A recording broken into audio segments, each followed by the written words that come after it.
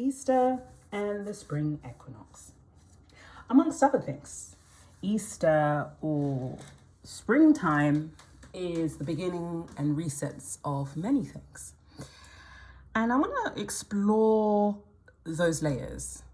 As you can see, I put some, the curse or the mark of Cain into perspective. And we're going to go through those. But let's first look about what we presently experience at hand. Because like I said before, there's many layers to this period of time. So the first layer is the earliest seasonal context. Long before Christianity, spring festivals existed across Europe and also the Mediterranean. And they marked the end of winter and the return of fertility to the land. Agriculture descended on this moment and animals began breeding again and crops were planted and daylights increased. And then symbols like eggs, hares, appear in many ancient fertility traditions because they represent reproduction and renewal. One figure often discussed is Ulster, mentioned by the early historian Bede in the 8th century. Now, Bede wrote that the Anglo-Saxons had a spring festival named after the goddess. Some historians debate how widespread this was, but the association between spring fertility symbols and seasonal rebirth is one established across many cultures. Now, this egg symbolism, I didn't draw any eggs because I said, you all know, right? The association with Easter.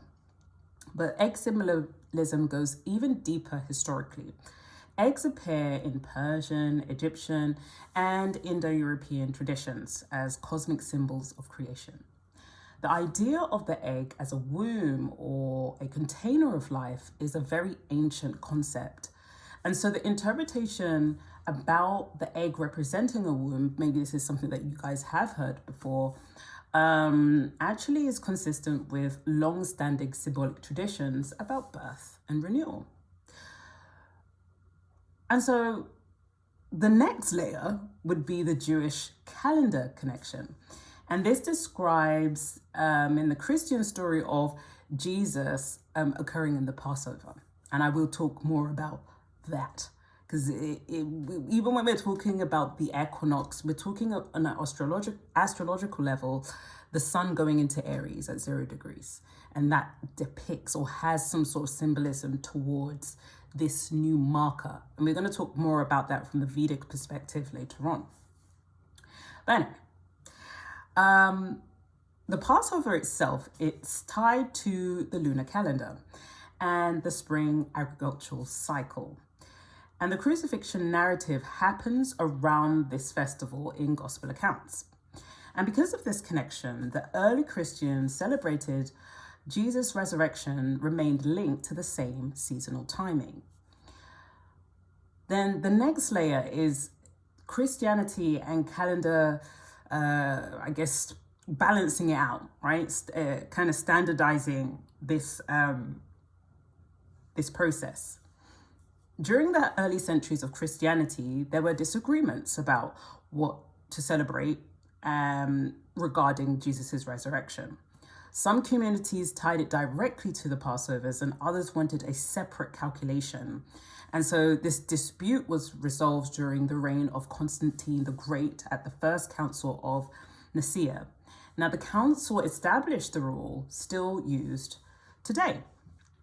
Easter now is celebrated on the first Sunday after the first full moon occurs or after the spring equinox. And this is why the date moves every year, right? Sometimes you can have it on the 21st or after the 21st or between the, even in April. And 25th, March and April, sorry. And the formula combines solar and lunar cycles. It doesn't attempt to match a precise historical day of the resurrection, but it's more of a symbolical calendar system. The equinox anchor used by the church is March 21st. And even though the astronomical equinox can shift slightly, the structure kind of looks like this. Spring equinox marks seasonal rebirth. First full moon after that represents the lunar cycle, and then the following Sunday becomes Easter. And so if we're looking at astrology from this is more the upcoming 21st of March at 9 a.m.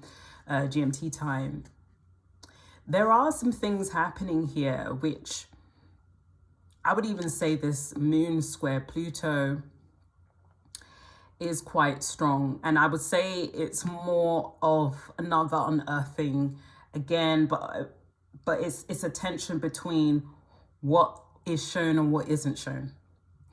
And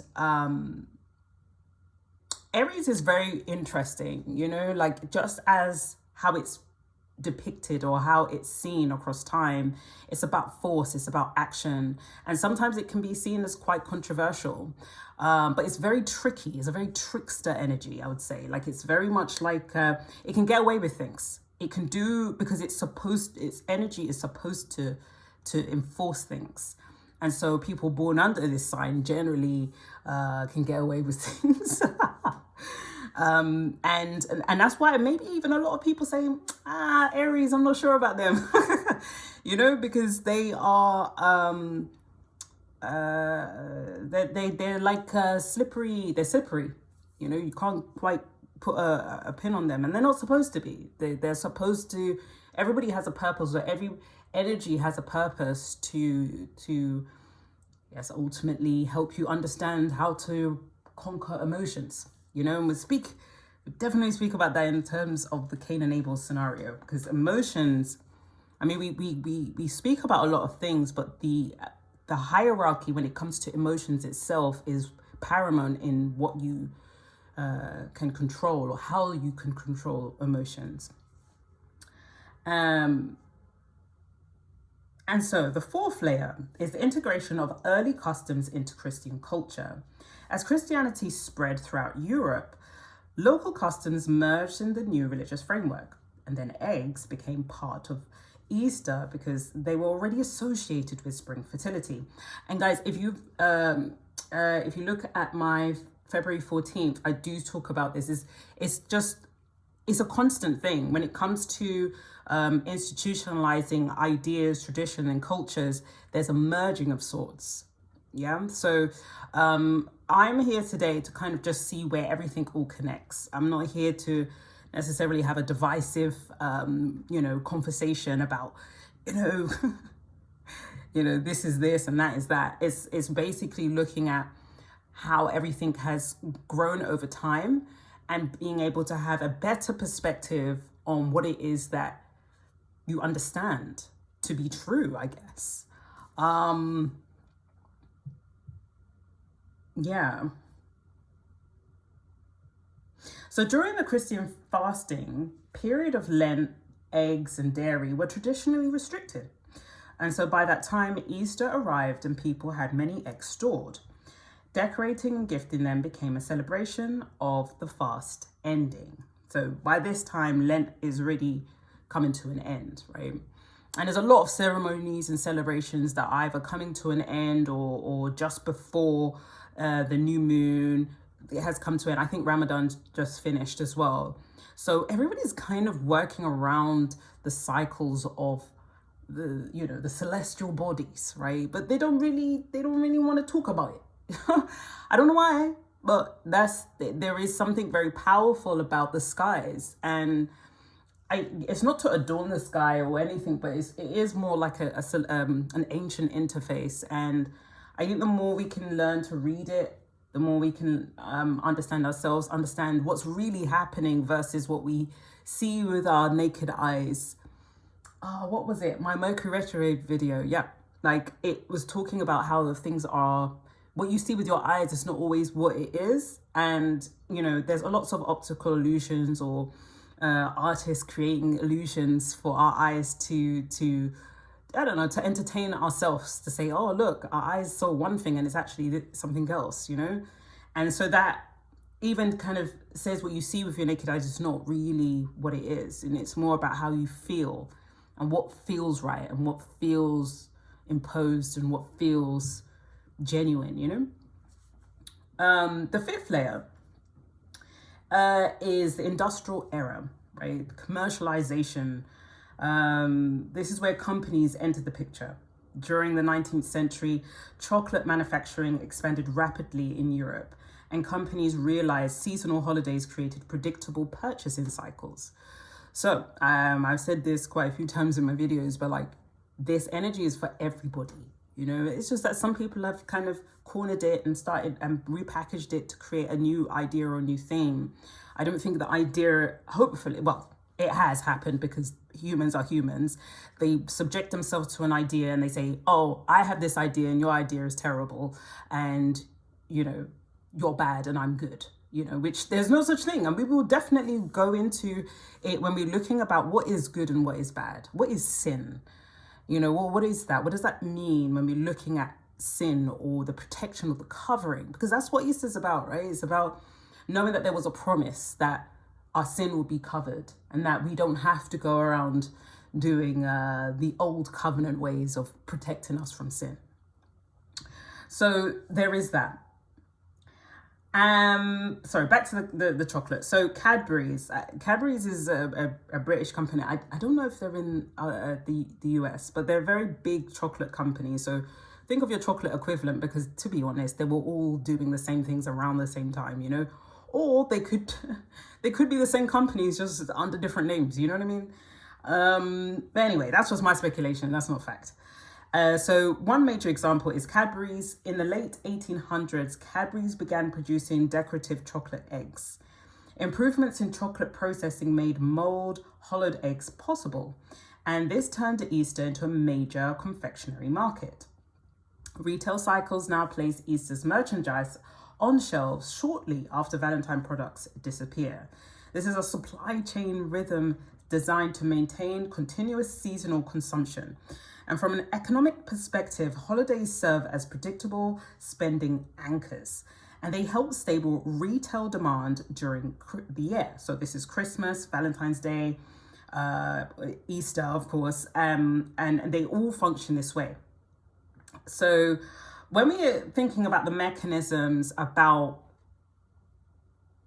money, currency, when we're talking about how energy is exchanged, and psychologists have spoken about like energy. If you're in a space and you feel dragged down, or you speak into someone and they lift you up, you know, all of these are just people. We have tried to define it as much as possible, right? Some sound very whimsical, some sound very structured. Depends on what you want to assign to, but either way, no one's saying anything different about there's something that uplifts you and something that takes you out or takes your energy out.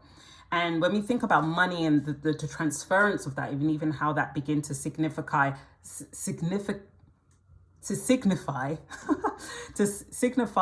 the areas of really strong moments of, I guess, human experience, or even where the celestial bodies lie, they are being used, right? They're being used to say, hey, people are acting this way, or we can make money in this space, or we can do that. And we see that they are borrowing ideas maybe from other countries, other places, and then what you get is what you see today. You have pivotal moments in time where you have moments of festivities, parades, etc., that is laid on top of other layers of cultural calendar dates that are really important to humankind across years, millions of years, I guess. So even speaking about parades, there's a Balinese holiday, and I think the parade has finished. And they have this very interesting thing, right? So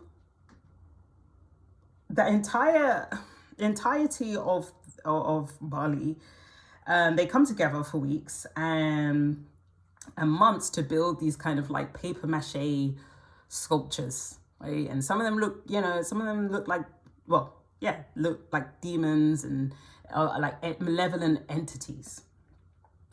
And I'm speaking about this because where we can understand where sin or badness comes from, humankind has associated this being governed by emotional, maybe entities that we've kind of personified as like we've made them into people, right? And in Bali, these, I think they call them ogo ogo, right? And they represent chaotic forces. And I'm talking about this because when we're talking about forces or things of chaos or things of things that like are pushy or begs for action, this is very Aries, right? And so it's very interesting at this point where we are at the, I guess at the equinox, so we are halfway, that we are, that there is this, I would say overall, there is this theme of cleansing, rituals, new beginnings. So whether it's spring cleaning, whether it's the end of Ramadan, whether it's, by the way, Ramadan, Prophet Muhammad, he did a great thing when he did the fasting. When the way it lines up, the way it lines up with how we consume food is 10 out of 10. It's 10 out of 10. It's and this is why I even think with Ramadan, it's like other people even feel inclined to align with this period of time. Not necessarily the religion, the period of time that they're doing it. There's something naturally that you want to gravitate towards. You're like, you may even define like, oh yeah, I just want to lose a bit of weight, or I want to, no, but there's something else. It's like, it's deeper. It's like, no, this feels right, Brilliant. Anyway, but all these kind of holidays over time, let me just see what I wrote, my notes. Lent, I think Lent was coming to an end because that was a fasting period. It's the astrological New Year, spring equinox.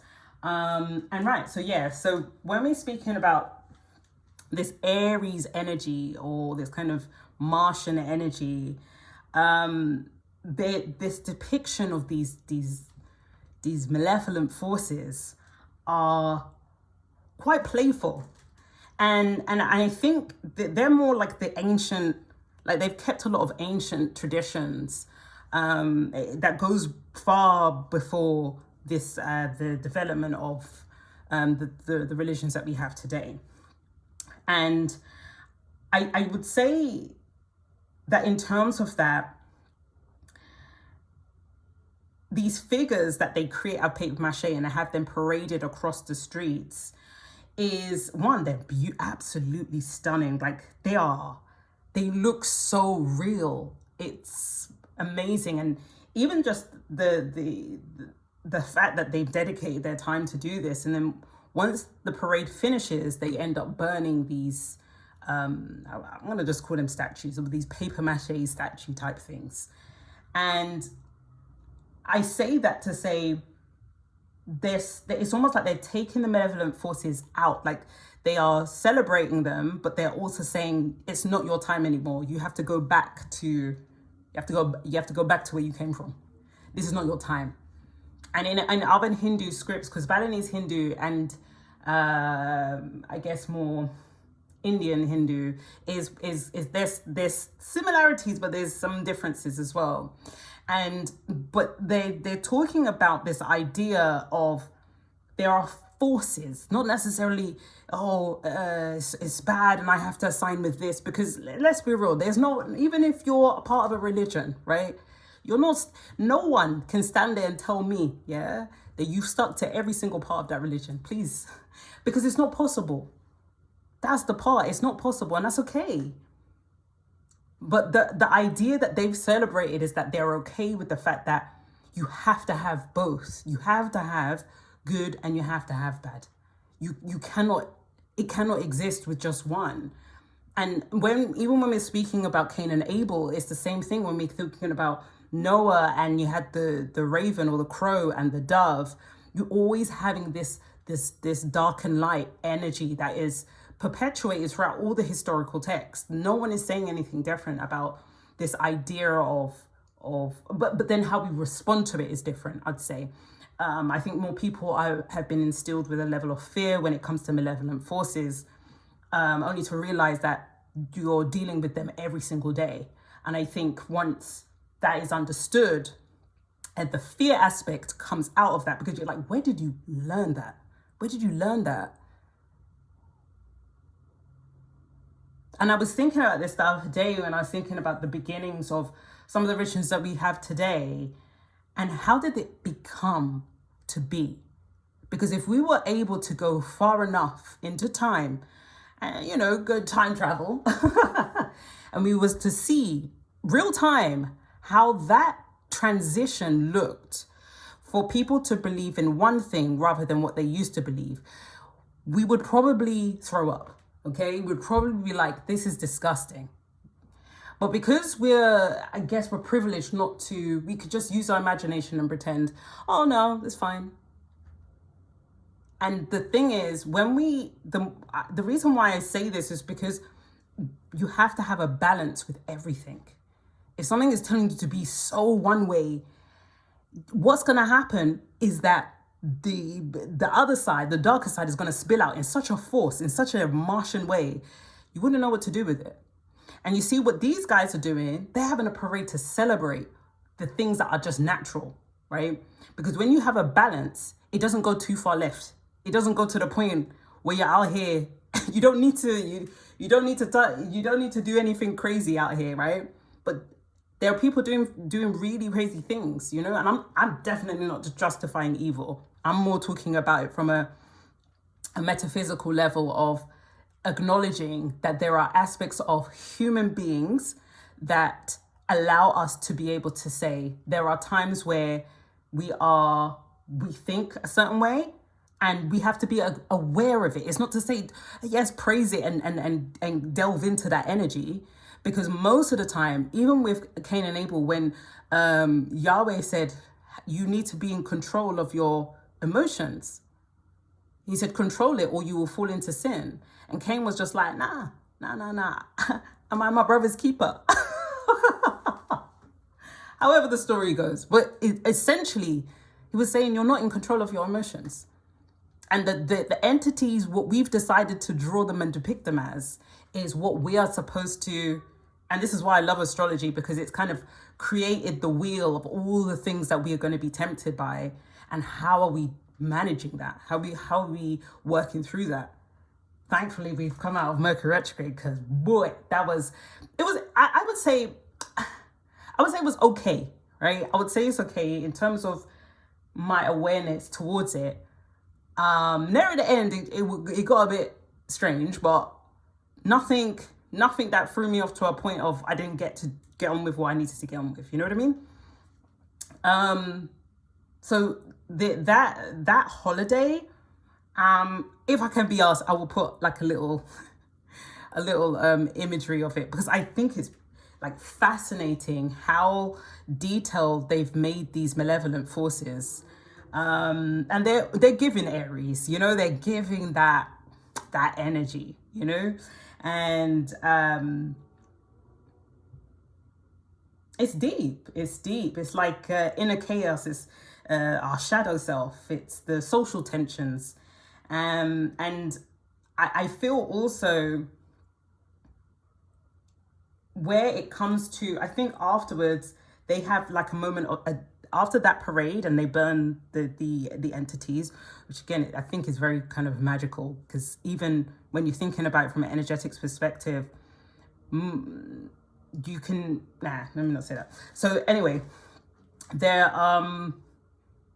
the next day you can have you have complete stillness. Everything is still. There's no flights, there's no talking, there's just meditation for one day. And then the next day, people are fellowshipping again, they're coming together. So they've made a very beautiful motion of respecting the forces of nature. And again, this idea of the nature and being connected to nature is all that it was ever about. And connected to God, or the highest force, is all that it was ever about. And that is essentially being connected to yourself. Not all these other things, not medallions, not stones, not trinkets, not any of this stuff, because you don't need it. I mean, it's a way, definitely, but you don't need it. So, where are we? So yes, they do a type of reset. And it's called Nyepi, which is essentially a reset point for them. And while it's not framed as in Western astrology as a 0 degrees Aries, it often falls very close to the equinox period. And that same threshold is where cycles shift. So symbolically, it's about clearing out one state of energy before entering another. And we're all doing it. So I think this is such a very powerful time, you know. Other traditions do similar things. So we have Easter, Passover, but the Balinese expression is more visually explicit. And instead of a quiet ritual, they externalize the chaos, they exaggerate it and parade it, and then they burn it. And it's a transformation you can actually see. And I definitely, I would love to go and see that real time. Obviously, I've missed it this year, but that is some powerful stuff right there. And I would guess, if we're thinking it from an energetic perspective, those in the parade could probably, you know, release and let go a lot of the things. You know, it's very symbolic, you know. Right. So when we're getting into, let me see where I can go next with this.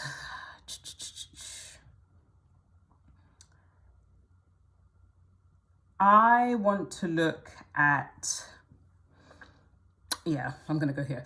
Okay, so the curse, or the mark of Cain. I don't know, when I was growing up, I thought he was cursed and banished, you know, forever. But maybe it was the type of Bible I was reading, I don't know. But what I'm seeing now is calling it the mark, right? He was marked. So let's look about the mark of Cain. And let's also look about the Apocrypha of John, which talks about the sons. Because for me personally, when I read Cain and Abel, it feels like it has so many open-ended questions. You know, it has things like, okay, well, in the Bible, it doesn't say when Cain died. And you know the Bible, I don't know whoever's watching this, but the Bible has a lot of, you know, they tell when everybody's died or when everyone's born, how long they've lived for. You know, they document every single person, but Cain is not documented. So I'm like, so where he at? where Cain at? And that left things open-ended. And is it intentional? Possibly. But we're going to look into this, right? So the mark of Cain, right? The story clearly wasn't written to satisfy the human expectation that, I guess, wrongdoing is always immediately punished, or that evil is neatly extinguished. Cain's survival, his descendants' existence, and the persistence of evil creates a space that feels unresolved.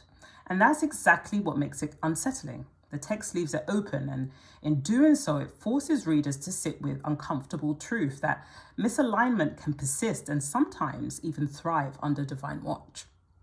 So without immediate consequences, it makes the story of Cain feel like it's saying, yes, evil exists and sometimes it just moves forward and the world just has to deal with it. And if we look at the overview of Cain and Abel, the pattern, the misalignment that kind of comes through is Cain kills Abel, right? God marks Cain so Cain can never be killed by anyone, right? And I mean, personally, I kind of thought, well, wouldn't that be a good thing? That you're protected. This is not a curse. This is not a mark. You're protected at this point. But anyway, That's just me being whatever, don't mind me. And but we can also see that when we go deep down into it, it's not a blessing, but it's a condition, right? It's containing him to this world. And ladies and gentlemen, the more I kept on researching, I fell into the land of vampires. Please don't ask me why or how, but we got there. But I had to reel it back in. I said, well, I've gone too far. Let me scrape back. And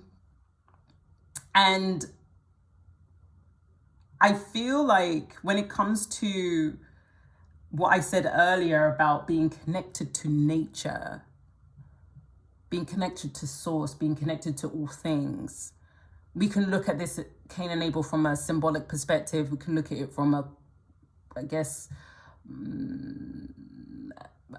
others perspectives, but essentially the idea of Cain being left to the world's demise is something in itself, which could even connect to this idea of death when we think of the crucifix, when we think of death when Jesus died and rose again. But there's a celebration in terms of the new covenant or a new thing for maybe humans, right? Because if you were thinking of Cain and his lineage, right, they're all going to be of that lineage to not be able to be killed by a man or by the wild, or however they've kind of understood it. And but let's keep an open mind. Let's just see what else we're going to come up with. So Cain's lineage continues and expands, and essentially he expands in technology, or the technology at the time, or development, industrialization, power, and cultural development. So they're doing a lot of good stuff, right? So initially you're not thinking like, is this really a curse? You know what I mean? But then the idea is like you can gain the whole world but lose your soul. But then the idea initially, I think even with Cain, his first impulse was like, if I go out into the land of Nod, if I go out into the wilderness, I'm going to get killed because it's wild out there. And he's like, no. Since you want that, yeah, no one's going to kill you. Trust me, you're going to be okay. He basically probably even cursed himself in a way. Because in the immediate sense, you think the immediate gratification of safety is what you thought would work for you. But actually, when you go down and delve into it, in the long run, and I'm gonna talk about Sandman later on. I weave and bob, guys. And this idea that this gratification of being able to do anything, right? That even his children were like, nobody can touch us. We can do what we like. Yeah, if I want to hurt somebody, I can hurt them, but they can't touch me. And you just think to yourself, wow. In this initial stance, yes, that sounds like it's a vibe. And so when we're breaking down the ideas of what is good and what is bad, or what is evil, we start to see an understanding that, like I said earlier, evil has the consequences, this immediate gratification that we want to have evil completely cut off. It takes time. It takes time to do things like that. And most of that immediate gratification, it would seem, even from this symbology of Cain, would mean that he is essentially, he played himself, But let's move on. So then I said, let's come out of the canons, out of the canons of the Bible that they care. Let's look at the ones that they took out. Let's see what they were talking about when it came to Cain. And so specifically, I looked at the Apocrypha of John, and it says, Sophia, she bore 2 sons, Yahweh and Elohim, one righteous and one is not. I'm paraphrasing here, guys. Yaldabaoth renamed Cain and Abel. Yaldabaoth is the Yaldabaoth would be the equivalent of Saturn if we're thinking about it astrologically, right? He would be the one that governs everything. And he is, his role is to keep everything in line and keep everybody doing whatever, right? But there is this. I think he comes with the name of Saturn, or he gives Saturn like energy anyway. Who knows? But let's keep going. If we go back to the reset and we're understanding, because I wanted to talk about the Passover, but I wanted to talk about the events that surrounded the Passover. And what happens after Cain and Abel, Abel died, so that's why I'm going to cross that out. And then Adam and Eve later on had a child called Seth, who'd probably be around the same age as Cain's children. These guys live for long, so, So there's that. And they make it very explicit in Genesis 4:25 that Seth has access to God, right? And I think they made that distinction very clear to say these guys can have direct access to me. Cain doesn't have no access, but he has all the things. He has children, protection, power, innovation. Can't even be killed. Like he has all these things. And even biblically, it doesn't give him his time of death, his age of death. So it makes me wonder, is death a good or a bad thing? And it just really depends on who was writing the Bible. Like sometimes I have to take things with a pinch. I don't know. Are they writing from the perspective of Yaldabaoth? Or are they writing from the perspective of who is the timing of the death a good thing, or is the timing of the death a bad thing? Because what we're seeing here is that Cain was not depicted at all. He's kind of just left, which is very, very artistic, I have to say. But like, where is he? Just not written at all. So the flood. So this would be the first reset, right? This would be the cleansing of things. And I speak about resets just because, again, the sun goes into Aries. We're at the spring equinox where we are at the reset. We are placing our malevolent forces back to zero, right? So that they can roam again. They can roam once more. And this, with Noah, we see that there was too much misalignment, okay? You had Sodom and Gomorrah, you had all these things. And there was too much violence and corruption that filled the earth, and God just had enough. Yahweh said, look, you know what, shut it down. But he said, except for Noah and his family, everybody else, you got to go. And so we can look at this from, I don't know if people are looking at this literally, but I think people are.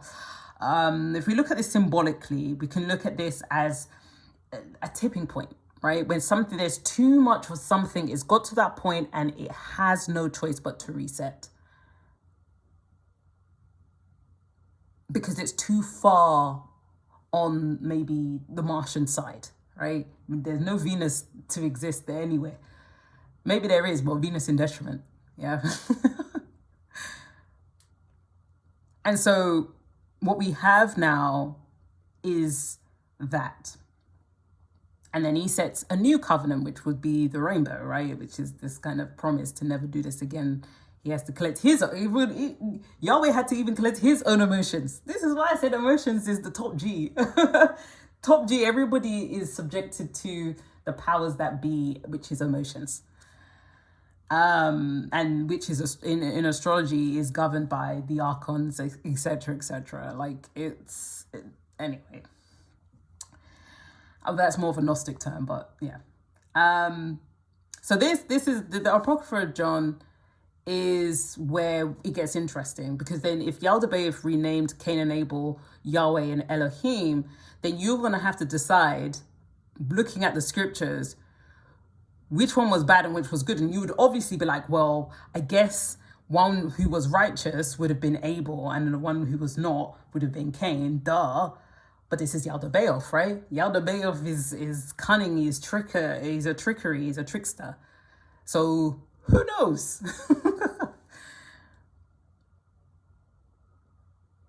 Ultimately, even when I'm talking about these resets, the idea of blood, whether blood is speaking to God, Abel's blood is crying out of the lands, right? Or blood is being swiped across mantles to hide away from the angel of death, or the destroyer, through the Passover. The blood amongst time has been something that has been doted on, I would say. And so you had literal, I guess, sacrifices when it came to the Passover, and saying, look, hey, the ritual of the lamb, or the lamb had to be a certain way. There's a certain way that the lamb had to be taken care of, and then after, obviously, killed. And then after, when they killed the lamb, they will then eat it afterwards. And so when you see the ceremonies of Catholic traditions, we can see that in another way of, they use that same symbology through Jesus Christ. And that, to me personally, just feels it feels uncomfortable. It doesn't feel it doesn't feel right, and I have to go with my feelings. And so, after the Passover, we, so forth and so forth, we have the Jesus reset. This is what I've called it, the Jesus reset, where you don't have to, his blood covered everybody. So now all you would have to say is, like, the blood of Christ is what cleanses you, what protects you, what gives you everlasting life. Interesting. I'm not sure if they're trying to depict if dying is a good thing or reincarnating over and over again is a good thing. So let's have a look at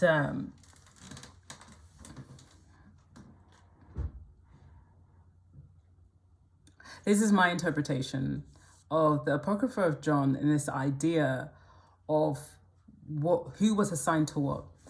It was said in the Apocrypha of John that Cain came under the sixth. Cain was the sixth, and he was the son. And so this is just me being whimsical. That, I mean, they can't all align, but I guess the traditional 7 planets. Thoth came up as the first. That would be Mercury.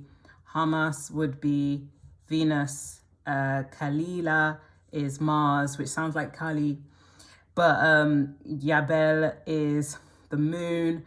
Adonaios is Jupiter, makes sense.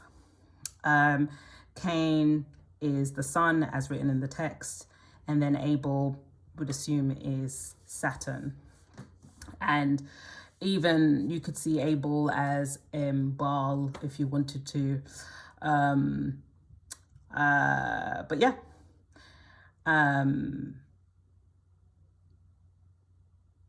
I kind of wanted to lay the text, because obviously everything is always attached to astrology, ladies and gentlemen. But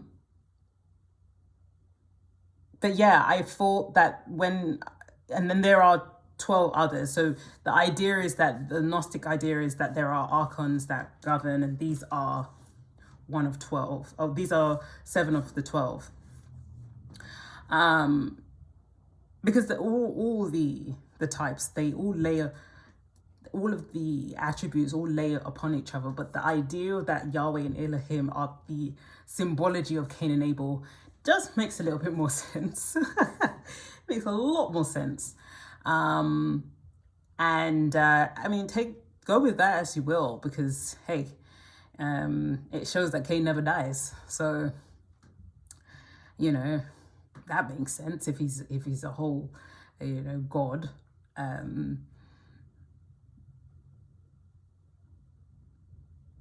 Anyway, where are we going with this? Right, so let's look at the cycles of times in general. So we've looked at the common, like, Christianity ideals around Easter, because that's where it holds itself.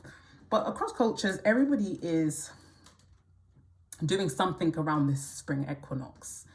And so if we look at the parallels with Vedic or ancient mythic cycles around floods and resets, across many traditions, there are recurring patterns where timing is understood in terms of cycles.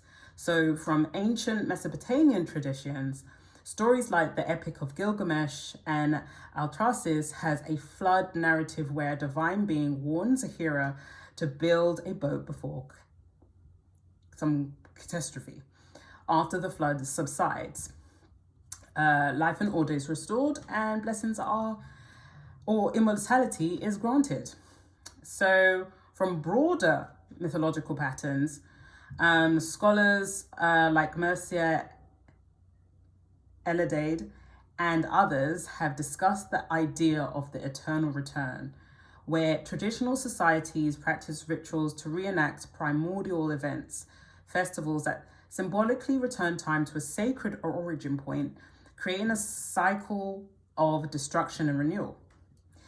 And in some Indian traditions and interpretations, there are descriptions of yoga cycles and great ages where floods and destructions marking traditions between epochs. While the exact numbers vary by text and interpretation, in those worlds of the idea of cosmic time in vast and recurrent, and they're not necessarily linear. So what this could suggest is that many ancient cultures worked with cycle resets, whether these are flood myths or world ages. Sacred time led to cosmic markers and rituals that reenact mythical beings. So when you think about the equinox and the seasonal cycle, you begin to see the echoes of that broader human pattern. And this is precisely where the canonical Bible and the Gnostic texts like the Apocrypha of John diverge in how they define reality itself.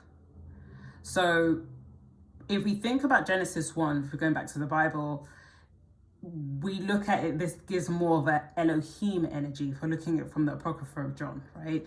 It's structured, it's cosmic, and, let us make man in our own image, right? So humans appear as a collective, male and female, together. Then Genesis 2 has a whole different vibe, right? I remember speaking to a friend about this, and she just left me on red. But she's one of them kind of like really strong, like, she really talks about her faith, so I like to ask questions, and not everybody's up to the challenge, but anyway, Genesis 2, you have, I would transcribe it, this would be Yahweh, right? He's more intimate, he's more earth-based, and he forms Adam from dust, and then Eve formed later. Whereas in Genesis 1, they were doing their own bits. It was a whole different level of formation going on there. So this led to scholars saying that there are different traditions woven together to make this story. And, I was thinking, okay, so maybe there are two different types of humans, or we could look at it from a in terms of symbology, we could look at it like there's two different types of people, right? You have people who are more Cain-like, and you have people that are more Abel-like, or maybe like Seth, because, there's a kind of like a trilogy going on there, right? Right.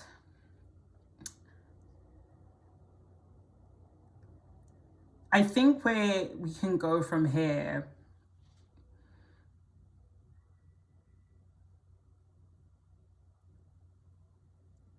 even when we talk about Genesis 1, let us make man in our own image, the interpretation of let us or the divine council is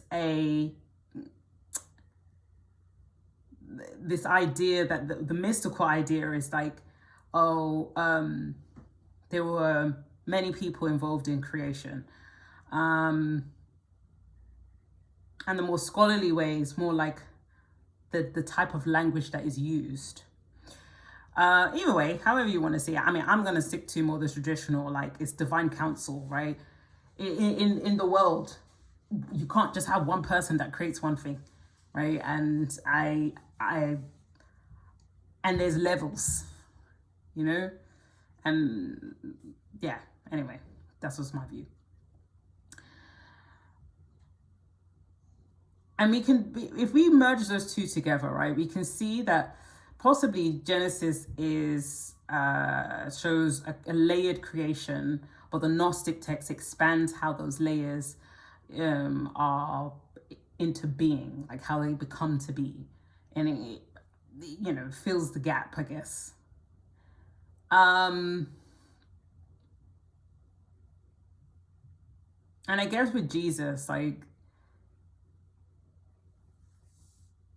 when discussing how John frames Jesus in ways that go beyond the regular narratives of other gospels, the popular rendering of John 1:1-5 was, in the beginning was the Word, and the Word was God, and the Word was with God.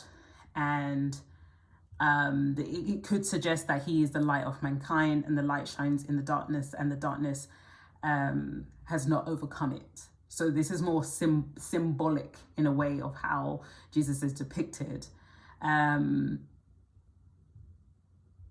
it almost even sees him as a logos before everything, and not just starting at birth, but he was here at the very beginning, which would suggest that maybe he is whichever Yahweh or Elohim manifested into human flesh, maybe, okay? Who gives light to everyone and light to the world. And then scholars note this difference from other gospel portraits because it doesn't portray Jesus mainly as a teacher or a healer. Instead, it frames him as light emerging into darkness or a cosmic presence, and not just a person, or not just a person. I want to, so that's that. When it comes to Easter, cleansing rituals, this is a time to, this is a potent time, right? This is a time to reset. This is a time to rethink. There's many resets throughout life, and across time, humans have done their best to depict how we're supposed to navigate that, or how we're looking at that reset. And sometimes do before the reset, things across time or across cultures are doing things just before the new moon, which I think the new moon was in Pisces, right? Which, okay, is another symbolic energy to kind of even have as the new moon. And it's allowing us to say, let's fast, let's be in silence, let's do something that allows us to humble ourselves before we go back into this new, when life begins again and everything shoots up, and trees are budding and all this kind of stuff, right? And babies are being born, whatever, right? And I think that's really where Easter is at. So from, I don't know, whatever it is that you believe in, if in whatever space, it's everyone is saying the same thing. I'm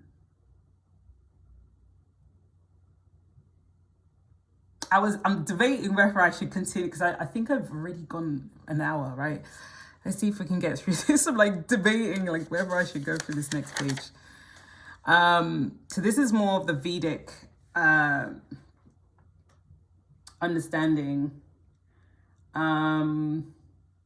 I put this here to more speak about its traditions.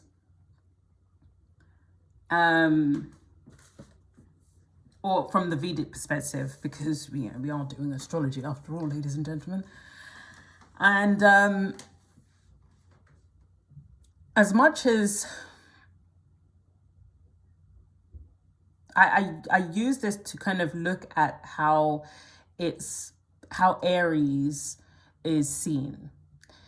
And from the Surya Siddhartha text, we see that there are some really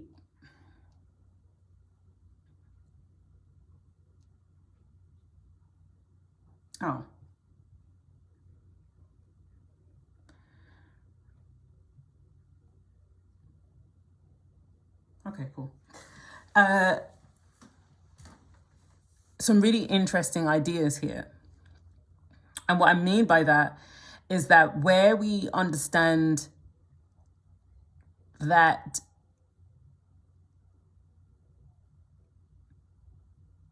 the Surya Siddhartha text talks about the Asuras. Now, the Asuras are considered as demons, right? Malevolent forces, so to speak. And Asuras are the first point of Aries in the Lagna, which is the ascendant. And it permanently stays there. And I was thinking, why does it permanently stay there? And I guess when it comes to malevolent forces or demons, or however you want to see them, or how they've seen them, they're fixed to the energy of Aries because this is the only energy that it can really assign to. Aries is can be seen as aggression, can be seen as force, impulse, pushy. And so it belongs here. And I found that very interesting because it connected very well to the parade of the Ogo of these really wonderful depicted paper mache malevolent forces that get eventually burned. This idea of fire and renewal. And they also, just coming to my mind, they also use a purification ceremony to protect the sacred objects in the sea as well. So there's elements of fire and water. And even if we're looking at this from an astrological perspective, the elements that are dominant in the chart right now at 0 degrees Aries is water and fire. And so there is something about this kind of shift in changing things and moving things to create space for new that is really strong here. And so I think I wanted to end the video with the lunar mansions or the nakshatras because they're the OGs, right? Where we are looking at the 12 houses, they have that and then some, and then they've broken it down. And I wanted to look at that because when I saw that the Asuras, especially how they've looked at the positions of the equinox and where they go, right? So where we understand it from like the Tropic of Cancer or the Tropic of Capricorn, they're looking at it from the Sayana tropical perspective, or where the seasonal equinoxes are, which are called Rashi. And where we understand that where these energies lie on the hemisphere of the world or on the earth, it gives further symbology, further layers to this really very strong time around this 0 degrees Aries, or when the sun goes into the constellation of Aries. So in the Surya Siddhartha, like they talk about at its Earth's upper end, the North Pole is stationed along with Indra, the sky god, the gods and the great sages, the Marashis, and rulers of the nakshatras. So at the lower end, the South Pole, in the same manner, the demons, Asuras, have their place each the enemy of the other. And I just thought that was really powerful, because it's really showing that everyone's saying the same thing, and some are saying more than others. And I would say, when it comes to the nakshatras, and when it comes to the sayana and the nirayana, this is compiled in so much depth, that if you really wanted to go deeper into what your Aries, or the stronger forces of Aries that govern that part, you can really start to delve in and find different layers to your chart, basically. And we're just only scratching the surface with like more of the modern astrological understanding. And yeah, I've definitely found, I speak about Vedic astrology a lot, but I've found this to be something that it makes sense. It's very in alignment with a lot of things in terms of the celestial bodies, in terms of the ecliptic, and yeah, I really want to. I'm trying to think what else I want to say in a short amount of time, because I'm just thinking of time. Okay, so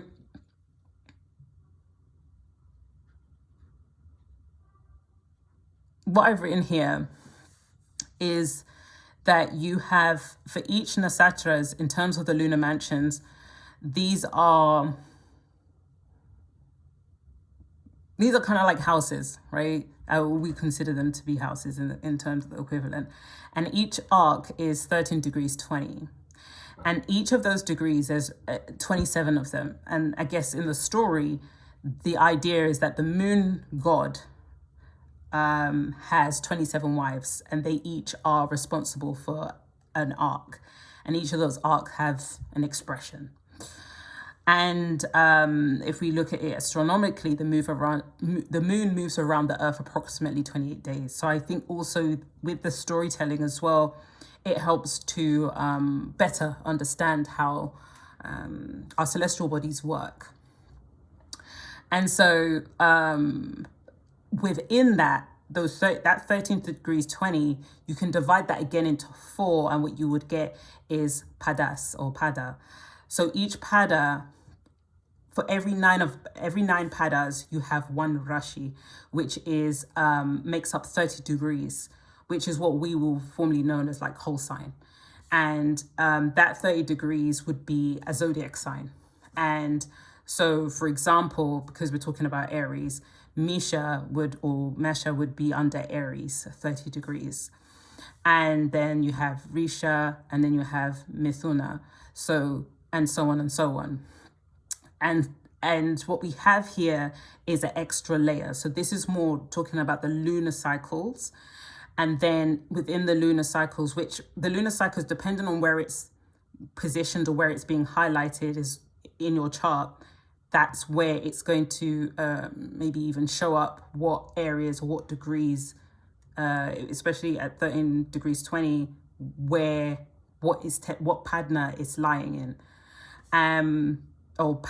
I said padna? Pada is lying in. So yeah, I think this is such a beautiful system. I'm still learning it. I'm still understanding it. And I wanted to just explore this part or speak to you guys about it, because it basically shows the opposition that we have. So they say the first 6 rashi or the first 6 rashis that are there would be from Aries to Virgo, and that would be in the northern hemisphere. And then the last 6 rashis, which would be what they said is the asuras, or the demonic or the malevolent forces, would be from Libra to Pisces.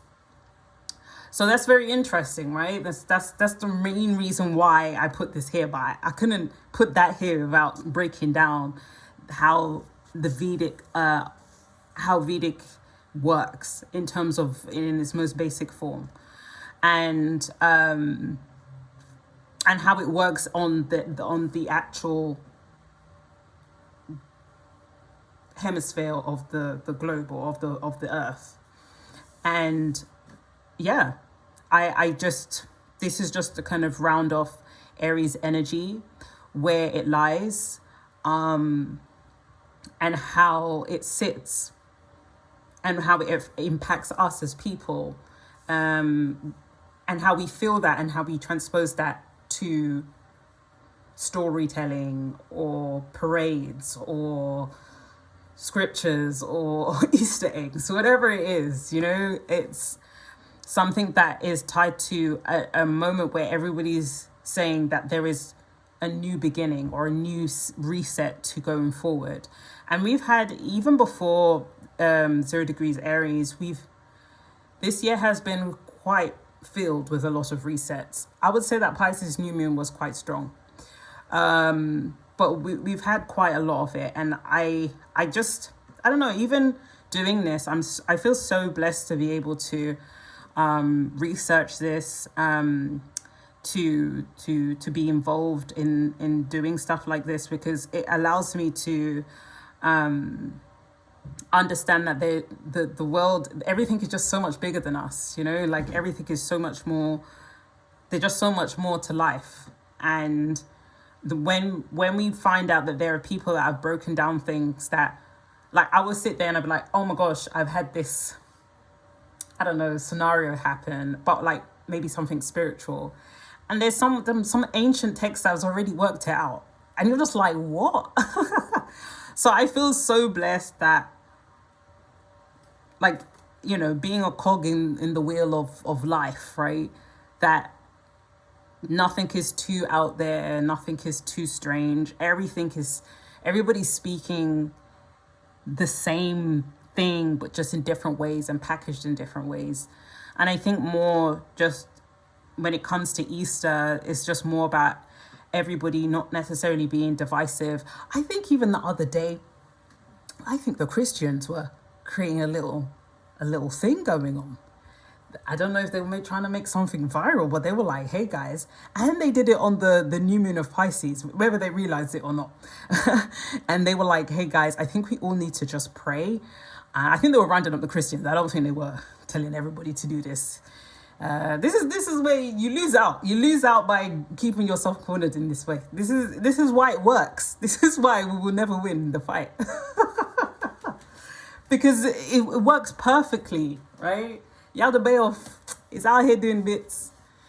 But anyway, he was like, oh yeah, fellow Christians, you know, God told me something, and he said that I must tell all the Christians to pray. You know, I pray anyway. I always pray anyway, but I just feel compelled that we can make something of this and let everybody pray today. And I thought that was the most beautiful thing ever, you know, because essentially we are very powerful as people. It's not just Christians, okay? You know, it is what it is. The ego will do what the ego will do. And but the heart never lies. So it doesn't matter if you're aligned to whatever religion, like your heart never lies. And you know that Egyptian understanding where you weigh your heart on the scale. Yeah, man. You can be Cain and be Christian, and you can be Abel and be Christian. You can be anything, right? You could be any denomination, and you can be either of or, you know. And it's more about not leaning on the infrastructures that have been given to you by another person, but more being able to work out what feels right and not necessarily what feels comfortable. Because sometimes some things that feel right are not comfortable, and that's the trick. But yeah, I'd leave it at that. I hope this finds you well. And yeah, that's it really. Take care.